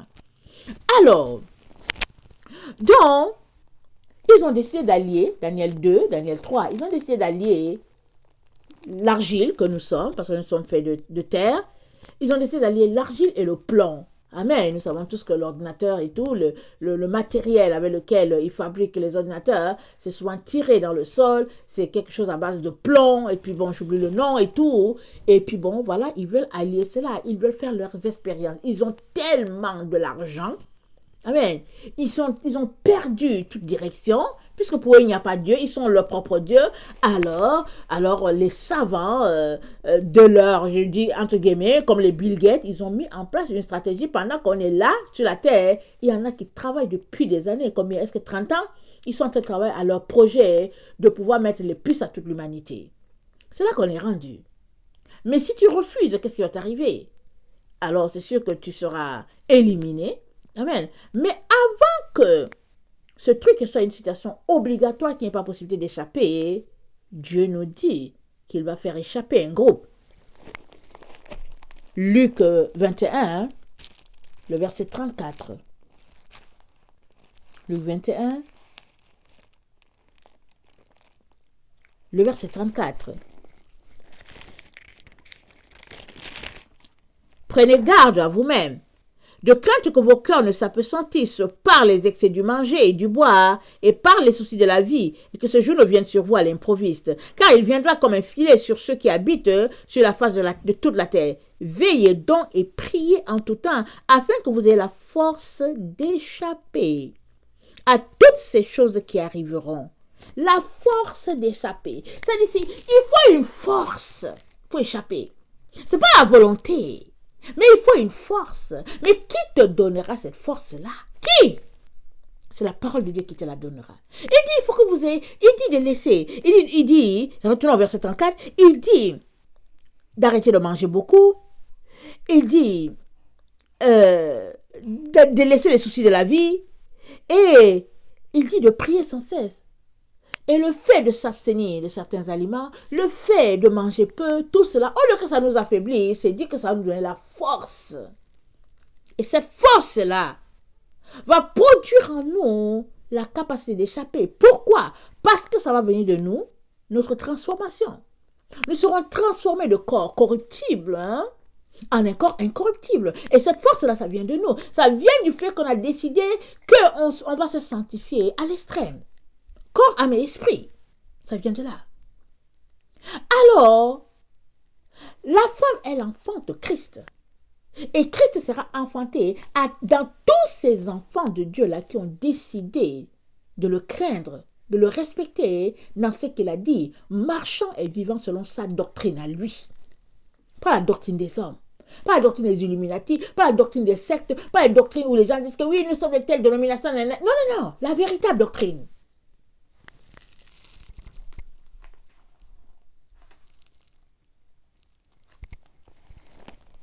Jérémie 30, le verset 5 à 7.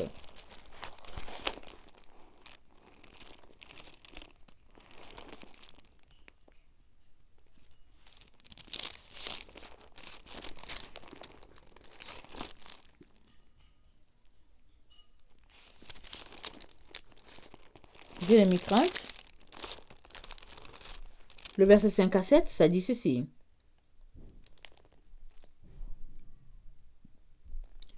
Je lis au 4. Ce sont ici les paroles que l'Éternel a prononcées sur Israël et sur Juda. Ainsi parle l'Éternel. Nous entendons des cris d'effroi. C'est l'épouvante. Ce n'est pas la paix. Informez-vous et regardez si un mal enfante. Pourquoi vois-je tous les hommes les mains sur leurs reins, comme une femme en travail? Pourquoi tous les visages sont-ils devenus pâles? Malheur, car ce jour est grand. Il n'y a point eu de semblable, c'est un temps d'angoisse pour Jacob. Écoutez bien, mais il en sera délivré. En ce jour-là, dit l'Éternel des armées, je briserai son joug de dessus ton cou, je romprai tes liens, et des étrangers ne t'assujettiront plus. Ils serviront l'Éternel leur Dieu, et David leur roi, que je leur susciterai. Et toi, mon serviteur Jacob, ne crains pas, dit l'Éternel, ne t'effraie pas, Israël, car je te délivrerai de la terre lointaine. Je délivrerai ta postérité du pays où elle est captive. Jacob reviendra et il jouira du repos et de la tranquillité. Et il n'y aura personne pour le troubler, car je suis avec toi, dit l'Éternel, pour te délivrer. J'anéantirai toutes tes nations parmi lesquelles je t'ai dispersé. Mais toi, je ne t'anéantirai pas. Je te châtierai avec iniquité. Je ne puis pas te laisser impuni. Alors on est dans les temps où les jugements de Dieu sont en train de s'exercer. C'est d'abord dit que ça va commencer par l'Église, la maison de Dieu, et après, toutes les nations vont y goûter. Rappelons-nous, Jérémie a prophétisé 70 années, amen, sur Israël et puis sur toutes les nations de la terre. Et Dieu a fait boire la coupe, amen, de sa colère à toutes les nations par la main de Jérémie. Amen, c'est ça la prophétie. Amen. Alors, Dieu dit, Pardon, il dit à Sion, à Israël et puis à Juda, il dit, je te délivrerai de la terre lointaine. Et ça, ce sont ces enfants qui marchent devant lui, dans la pureté, dans la sainteté. Rien à voir avec Israël physique. Amen. Il y a les juifs dedans, il y a les non-juifs, un seul peuple, un seul arbre, comme a dit Paul dans Romains 11, comme a dit Dieu dans Ézéchiel 37. Il dit, il y aura un seul arbre entre les mains de Ézéchiel, amen, le prophète. Il y avait deux arbres, mais Dieu a dit que, regarde, Dieu a dit, écoute, j'en fais un seul. Et Paul aussi en a parlé, Romains 11. On sera un seul peuple. Amen. Une seule nation à la gloire de notre Dieu. On va marcher selon les lois, la règle établie par notre Dieu. Amen. Et notre Dieu n'est autre que le Seigneur Jésus-Christ. Amen. Qui est venu afin de rétablir, afin de restaurer toutes choses. Et quand il a fini son travail, il a laissé aux apôtres la charge de nous enseigner, de nous communiquer toute la vérité. Ce qu'ils ont fait. C'est pour cela que la fin de l'Apocalypse 12, on la voit avec 12 étoiles sur la tête. Ça, c'est les 12 apôtres. Amen. Qui ont travaillé, qui ont planté. Évidemment, les 12 apôtres qui sont là. Et puis moi, je pense que l'un des 12e, c'est Paul. Amen. Alors, on regarde tout ça. On parle des 12 tribus. Les gens disent que les 12 étoiles, c'est les 12 tribus. On sait qu'il y a 12 dedans. Amen. Il y a les 12 tribus. Il y a les 12 apôtres. Mais moi, je pense que c'est les 12 apôtres. Pourquoi? Parce que cette femme-là qu'on voit, amen, en train de souffrir, c'est l'Israël spirituel. Amen, c'est le groupe des enfants de Dieu, amen, qui auront marché dans la vérité depuis le temps de l'Église jusqu'à la finalité de notre Église ici, qui est Philadelphie. Philadelphie, amen, elle va regrouper les gens de notre génération, mais les gens aussi de la première génération, c'est-à-dire la génération où l'Église a commencé. Quand Philadelphie sera là placée, il y aura tous ces chrétiens de notre génération qui auront été victorieux, mais il y aura aussi les apôtres alignés, là où il y a Philadelphie, l'Église de Philadelphie, ils seront là. Mais dans l'Odyssée, il y aura tous les lâches, amen, qui auront choisi de marcher selon les passions de notre temps. Ils seront tous là-bas, dans l'Odyssée. Les lâches, ils seront là. C'est-à-dire qu'ils seront marché clopin, ils auront aimé quand même l'enseignement de la Bible, mais à certains endroits, ils trouvaient que c'était trop dur et puis ils ont laissé tomber. Mais aucun des 12 apôtres ne sera trouvé là-bas dans l'Odyssée. Aucun des 12 ne sera trouvé dans l'Odyssée. Ils seront tous se trouver alignés là où il y a l'église de Philadelphie. Et là où nous nous trouvons là, amen, là où nous trouvons, l'église triomphante, amen, elle sortira de l'Odyssée. Elle sort de l'Odyssée parce que nous sommes la génération de l'Odyssée. Et cette église-là, elle attrapera l'étendard. Elle attrapera la plaque en disant Philadelphie. Et notre génération de la fin, elle va s'aligner d'abord, la génération du 21e siècle. Après, il y aura les gens du 20e. Après, il y aura les gens du 19e, etc., etc. Ça va remonter jusqu'au temps des apôtres. Et chacun va venir devant Dieu, amen, poser avec son œuvre, parce que c'est dit que si l'œuvre de quelqu'un subsiste, il recevra sa récompense. Mais si l'œuvre périt, la personne va passer comme à travers le feu. Elle sera sauvée, mais c'est comme à travers le feu. Alors, Philadelphie, là, elle est une incontournable. C'est une église incontournable. Surtout que Jésus-Christ nous dit, dans le temps où nous sommes, l'église de Philadelphie, elle a la clé. Il dit qu'il lui donne, il y a une porte ouverte, mais la façon d'être victorieuse, d'atteindre le niveau de cette église-là, c'est de marcher par la clé de David. Et c'est quoi la clé de David? J'ai déjà fait une leçon dessus, il faut aller chercher ça en ligne, amen. Et je ne sais plus comment est le titre, mais j'en ai parlé, amen. Mais la clé de David, on pourra, si vous voulez, je pourrais encore faire une étude dessus. Mais David, c'est quelqu'un qui a marché sur la parole de Dieu. Quand on regarde les psaumes, David n'a que marché selon Dieu, il n'a que loué Dieu, c'est tout ce qu'il a fait. Partout, ce n'est que ça. Et c'est surtout qu'aujourd'hui encore, quand on veut entendre la présence de Dieu, on vient avec les psaumes, parce que Dieu dit David, c'est l'homme selon son cœur. David était rempli du Saint-Esprit. Il a reçu une dose d'huile, amen, d'onction déversée sur lui par le prophète Samuel. Amen, il a été oint. De telle sorte que quand le roi Saül, le roi Saül avait des troubles de folie, il était tourmenté, amen, David venait jouer la harpe et puis le roi Saül était restauré. Mais David, rempli du Saint-Esprit, David venait lui jouer la musique tout le temps, tout le temps. question de te dire que si tu veux entrer dans la présence de Dieu, si tu veux recevoir vraiment une tranquillité, une onction, vas-y avec les psaumes. Cherche les psaumes de David. Vas-y. Vas-y, prends les psaumes. Amen. David était loin. Amen. Amen. Tout cela pour revenir au fait que Dieu changera-t-il son plan? Il ne changera pas son plan. Il a dit que la fin va arriver par l'enfantement de la femme. Elle va enfanter et quand elle aura enfanté son enfant, son bébé, amen, quand ce temps-là sera arrivé, amen, nos corps corruptifs seront transformés en un corps incorruptible. C'est comme ça que les autres verront qu'au fait, on a revêtu complètement Christ. C'est pourquoi, pendant qu'on est là, Paul nous dit, revêtez Christ, revêtez Christ. Et Christ, c'est quoi? C'est sa doctrine. C'est ce qu'il nous a dit. C'est les commandements. Il a dit, si vous m'aimez, gardez mes commandements. Et garder, ça veut dire quoi? Ça veut dire mettre en pratique et puis prendre soin et puis être méticuleux par rapport à ce qu'il dit. Faire très attention pour ne pas laisser échapper une seule parole de ce que Dieu a dit. Faites très attention pour ne pas piétiner ce que Dieu a dit. Parce que bafouer la parole de Dieu, alors c'est bafouer la gloire de Dieu. Et Dieu ne partage pas sa gloire.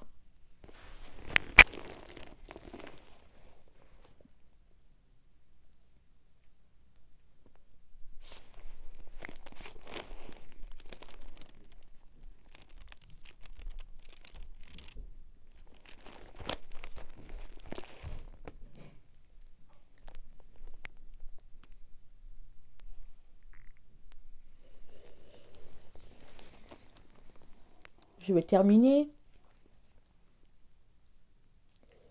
J'avais encore un peu de choses à dire, mais je vais le dire dans une autre vidéo. Amen.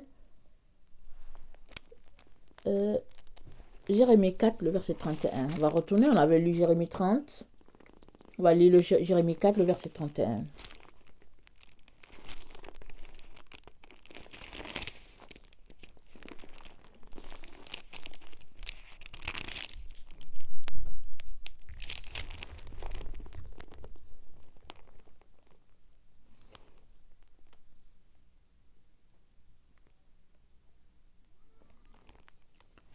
Car j'entends des cris comme ceux d'une femme en travail, des cris d'angoisse comme dans un premier enfantement.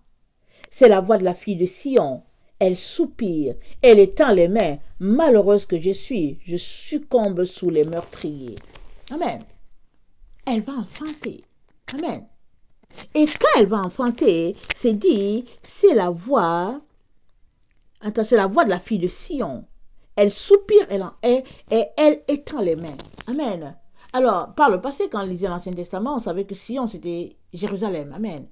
Mais ici, la Bible nous parle de la nouvelle Jérusalem. Et la nouvelle Jérusalem, elle sera, ou bien, ceux qui feront partie de la nouvelle Jérusalem, c'est ceux-là qui auront pris l'Ancien, le Nouveau Testament, l'Ancien et le Nouveau, qui auront fait de cela leur livre. Amen. Qui auront pris la parole de Dieu comme un seul et qui auront marché dans la sainteté, dans la pureté, dans la vérité, qui auront aimé l'avènement de notre Seigneur et puis qui n'auront pas fait les distinctions entre le fait qu'on est juif, on n'est pas juif. C'est ça que Paul a parlé. Paul a parlé de Romains 11. Amen. Et puis Dieu a parlé dans Ézéchiel 37, il a parlé, je vous encourage à les lire. Amen. Et puis ici, ça nous dit, c'est Jérémie, le prophète Jérémie, qui nous dit, c'est la voix de la fille de Sion, elle soupire, elle étend les mains, malheureuse que je suis comme sur les meurtriers. Amen. Et là, quand elle va succomber, elle va enfanter. Parce que les yeux de plusieurs personnes vont s'ouvrir là. Là, ça va s'ouvrir. Et ils vont réaliser qu'au fait, la prophétie est en train de se dérouler sous nos yeux. Amen. Et nous savons tous qu'avec les phénomènes d'Internet et tout, peu importe s'il y a quelque chose de grave qui se passe sur la Terre, si c'est quelque chose au Bangladesh, ils vont envoyer ça. Tant que ce n'est pas grave, ils ne vont pas envoyer, donc ça va finir par arriver à quelque part. Amen. Alors, mes chers frères et chères sœurs, je viens nous dire que Dieu a-t-il changé ses plans? Il n'a pas changé. Comment se fait-il qu'aujourd'hui dans les églises, ils disent que la femme doit fermer sa bouche? Comment? C'est qui va enfanter? Même si on a vu qu'il y avait des hommes qui avaient les mains sur les hanches, C'est pas eux qui ont enfanté, c'est la fille de Sion qui a enfanté. Même si aujourd'hui ils sont en train de, avec leur argent, en train de faire des recherches pour mettre de l'utérus dans le ventre des hommes, pour qu'ils puissent enfanter, ce n'est pas un homme qui a enfanté. La Bible dit que c'est la fille de Sion qui a enfanté. Celle l'a prophétisée depuis Genèse 3, le verset 15 à 16. Amen. Elle a été prophétisée par Dieu lui-même. Dieu lui a dit, hey, je vais augmenter les douleurs de ton enfantement là. Je vais augmenter les douleurs de tes grossesses. Et tu vas enfanter dans la grossesse. C'est ça qu'il lui a dit. Et, attendez rapidement.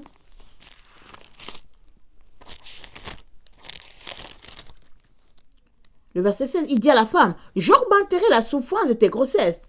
Tu enfanteras avec douleur et tes désirs se porteront vers ton mari, mais il dominera sur toi. On comprend que ils ont mis en place une stratégie pour dire que, au fait, la femme doit fermer sa bouche. Et que bon, il n'y a que les hommes qui peuvent faire quelque chose. On n'a pas de problème à ce qu'ils enseignent. Mais est-ce qu'ils peuvent au moins enseigner toute la vérité? Ils sont combien ceux-là qui enseignent toute la vérité? Sans mettre quelque chose. Et Dieu dit à la femme, je vais augmenter les douleurs de tes grossesses. Et puis il dit, en tout cas, ton mari, tout ce qu'il va chercher, c'est dominer sur toi. Mais est-ce que c'est comme ça que tous les hommes dominent sur leur mari? Je ne sais pas, je ne pense pas. Mais il est en train de parler ici d'une personne spécifique. La personne qui va faire que la prophétie va arriver. Rappelons-nous, Dieu, il parle d'un peuple, mais il est parti d'une personne, il est parti d'Abraham. Et il nous parle, amen, de l'église triomphante, de la Sion céleste, de la Jérusalem, la nouvelle Jérusalem, mais il finira par une personne. Amen. Tout comme il a dit à Satan, et la femme va t'écraser la tête, amen, il y a un homme qui va incarner Satan. Tous les démons que Satan a, les démons de l'enfer, vont se déverser sur la personne. Et Dieu dit, cette personne-là, je vais la confier à ceux-là qui n'auront pas aimé la vérité. Elles auront pour chef Apollyon. Apocalypse 9, le verset 11, le verset 1, et puis le verset 11. Il dit, ce sera leur chef. C'est lui l'antéchrist. Alors là où nous sommes là, Dieu a-t-il changé son plan? Non, il n'a pas changé. Il n'a jamais changé. Pouvons-nous nous arrêter, surtout nous les hommes, et nous repentir du fait que on a mis les femmes esclaves, on a raconté n'importe quoi, et que quand on voit une femme enceinte ou bien dire quelque chose, on a déjà un petit problème, et on tic-tic, et puis on passe à côté. Parce que cette prophétie elle va s'accomplir, et elle est sur le point de se réaliser. C'est parce que si tu es de ceux-là qui ont rendu les femmes esclaves, tu passeras à côté. Tu passeras à côté, tu ne le réaliseras pas. Le temps que tu le réalises, il sera tard parce que tu as quelque chose dans ton cœur contre les femmes. Et tu vas contre Dieu parce que c'est Dieu qui a dit que c'est ça qui va arriver. Et toi, tu te bats mordicus pour les empêcher, pour bloquer, pour faire toutes sortes de stratégies. Et non, il faut sortir de là. Il y a plein de dénominations qui ont muselé les femmes. Il y a plein d'hommes qui musellent les femmes. Mais Dieu dit que la femme, elle va écraser la tête du serpent. Alléluia, amen. Elle va écraser sa tête. Et ce sera la fin. Alors si tu es contre cette prophétie-là, alors ça veut dire que tu ne feras pas partie des groupes qui seront mis à part, qui échapperont. Tu ne pourras pas parce que tu es contre la femme. Tu es contre la parole que Dieu a déclarée sur la femme. Amen. Je vais fortement t'encourager à te repentir. Toi, l'homme là, repens-toi. Vous les hommes là, c'est-à-dire que quand vous voyez une femme quelque part, il faut que vous lui mettez les bâtons dans les roues. Il faut. Repentez-vous. On est dans le temps de la repentance. Tout un chacun doit se repentir. Mais ici en particulier, il y a tout un groupe d'hommes qui doit se repentir. Mais bien sûr, je n'oublie pas ces femmes-là qui mettent les bâtons dans les roues des autres femmes. Ah, c'est l'esprit de jalousie. Quand il y a une femme qui s'élève, il y a d'autres qui vont venir pour dire, ah oui, elle n'a pas le droit. Est-ce que c'est qui a dit que, oui, Paul a dit. Quand on verra Paul, on saura bien ce qu'il a dit ou pas. Et le Seigneur dit, et Paul sera vengé. Alors on saura bien ce que Paul a dit ou pas, parce que Paul c'était un vrai disciple de Jésus-Christ. Amen. Un vrai apôtre. Amen. Alors Paul ne peut pas museler les femmes, parce que il a vu Marie-Madeleine évangéliser une bonne partie de l'Europe. Il ne peut pas museler les femmes. Alors il est donc très important qu'on réalise que il y a des choses qui sont dites, il y a des traditions qui sont maintenues, alors que dans le fond, Dieu n'est pas là. Il y a des églises entières qui se séparent du fait qu'on dit à la femme, on dit que bon, maintenant on libère la femme, on permet à la femme de prêcher. Alors il y en a qui se séparent, qui disent que non, Dieu est contre. Mais attendez, arrêtons-nous. Arrêtons-nous. Dieu, il a créé ses enfants, Adam et Ève, et il va dire à la femme, ne parle pas, mais on peut s'arrêter et réfléchir, c'est pas compliqué. C'est dommage, tous ces hommes-là, ces enfants de Dieu, qui sont pris dans ce piège de Satan-là. Alors c'est pour cela que Dieu, il dit à Satan, il lui dit, il ne dit pas à l'homme, il dit à Satan, tu sais quoi, la femme là, comme tu as voulu lui la nuire, hein, elle va t'écraser la tête. Et il dit, cette femme-là, amen, elle va, ces douleurs vont aller en crescendo jusqu'à ce que la chose va se réaliser. Amen. Et on est là, on est là. Je viens vraiment nous encourager, amen, à nous remettre en question. C'est-à-dire, soyons les gens qui nous remettons en question pour savoir, est-ce que, Seigneur, je marche selon toi ou bien contre toi? Et demandons-lui pardon. Alors, est-ce que le titre c'était, attendez, c'était Dieu peut-il changer ses plans? Il a changé pour le roi Ézéchias. Il a dit que, ok, tu ne mourras pas, je t'ajoute 15 ans. Mais sur le plan concernant la fin, il ne peut pas changer. C'est écrit. Il dit, ma parole ne passera pas. Sans qu'elle ait accompli ce pourquoi elle a été envoyée. C'est écrit. Donc, ça veut dire quoi? La fin va arriver par une femme. C'est ça que c'est en train de dire. C'est là. C'est ça que c'est en train de dire. C'est ça que Jésus nous dit. Mais es-tu prêt à l'accepter? Et puis Dieu va te donner une autre plus grande compréhension. Ou bien es-tu en train de refus-tu? Et puis tu vis sur de l'imaginaire, sur de la religiosité, imaginant que l'enlèvement va se passer d'une telle façon et tout ça, alors que Dieu a défini, il dit, elle va enfanter. Elle va enfanter. Elle enfante. Et quand elle enfante, nos corps corruptibles se transforment en incorruptibles. C'est là que les choses vont se passer. Parce que c'est seuls ceux-là qui auront un corps incorruptible qui pourront sortir de cet espace-là, cette terre-là. Amen. On va d'abord partir avant que la terre brûle. Amen. Parce que cette terre, elle va passer, le ciel aussi. Elle va passer avec fracas. C'est ça que Pierre a dit. Amen. Alors que le Seigneur bénisse sa parole, et puis qu'il nous donne à tout un chacun de nous regarder et de nous humilier et de venir dans la repentance pour que nos cœurs soient transformés, que nous ayons de nouvelles dispositions par rapport à ce que Dieu dit. Amen. Soyez bénis. Je vous aime beaucoup et Dieu davantage. Maranatha, Jésus revient. Amen et Amen. Soyez bénis.